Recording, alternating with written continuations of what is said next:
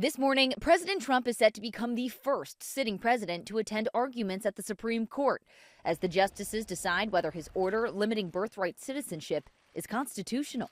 The order declares that only newborns with at least one parent who is either a U.S. citizen or has permanent legal status can become citizens. Everything having to do with birthright citizenship, it was at the end of the Civil War.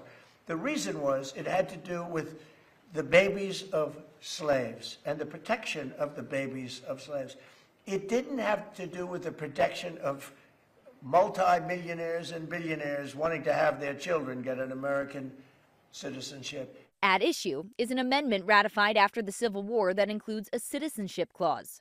Opponents of Trump's order say that clause applies to anyone born in the U.S., regardless of their parents' legal status. The Trump administration argues the clause doesn't go that far. Opponents note every court that's considered Trump's order so far has struck it down. If you compare an executive order to the 14th Amendment, a Supreme Court decision that's 125 years old, and multiple congressional statutes, it shouldn't be a fair fight. In 1898, the Supreme Court examined this issue in the case U.S. versus Wong Kim Ark. The justices ruled children born in the U.S. to non-citizens are Americans by law. We spoke to Wong Kim Ark's great-grandson.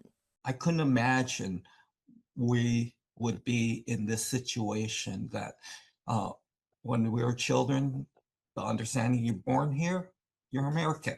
Trump's order, if held up by the court, could have far-reaching consequences. Civil rights groups warn that if it's allowed to take effect, parents will face a bureaucratic nightmare across the board when they give birth and potentially put thousands of babies every year at risk of arrest and deportation from the only country they've ever known. Sophie Flay, ABC News, New York.